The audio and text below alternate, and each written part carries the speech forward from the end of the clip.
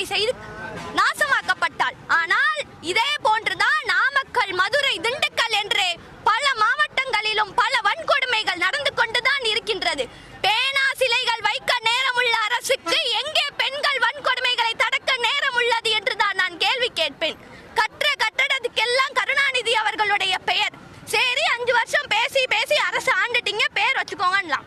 சென்னை பக்கத்துல இருக்க செஞ்சின்ற ஒரு கிராமத்திலையும் அங்க இருக்கிற பேருந்து நிலையத்திலையும் கலைஞர் கருணாநிதியினுடைய தாயார் அஞ்சுகம் அம்மாளுடைய பெயர், நம்முடைய முதலமைச்சர் ஸ்டாலின் அவர்களுடைய பாட்டி அஞ்சுகம் அம்மாளுடைய பெயரை பேருந்து நிலையத்திற்கு வைத்துள்ளனர்.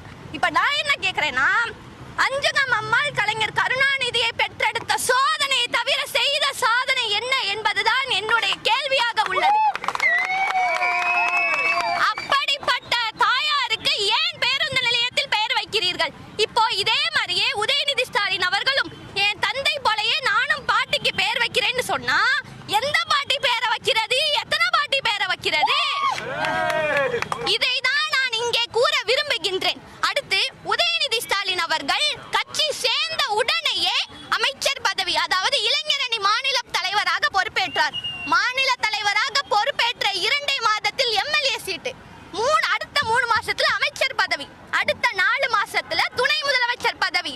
இதுல கட்சிக்காரங்க எல்லாரும் கேக்குறாங்க, நேத்து வந்தவங்க எல்லாம் இன்னைக்கு கட்சி ஆரம்பிக்கிறாங்க. இதேதான் நானும் கேக்குறேன். நேத்து தானேங்க வந்தார் உதயநிதி ஸ்டாலின், இன்னைக்கு துணை முதலமைச்சரா எப்படிங்க இருக்காரு? இதுதானேங்க நான் கேட்க விரும்புறது. இதை மாற்றுறதுக்காக தான் எங்களுடைய தளபதி அவர்கள் கட்சி ஆரம்பித்து மக்களுக்காக பல பணிகளை செய்து கொண்டு வருகின்றார். ஏழை பெண்களுக்கும் பாமர பெண்களுக்கும் பல திட்டங்களை வகுக்க உள்ளார். பெண்களுக்கு என்ன வேணும்? நீதியும் வேணும், நிதியும் வேணும். ஆனா இப்ப இருக்க அரசுல நீதியும் ஒரே குடும்பத்துல தான் இருக்கே தவிர ஊர்ல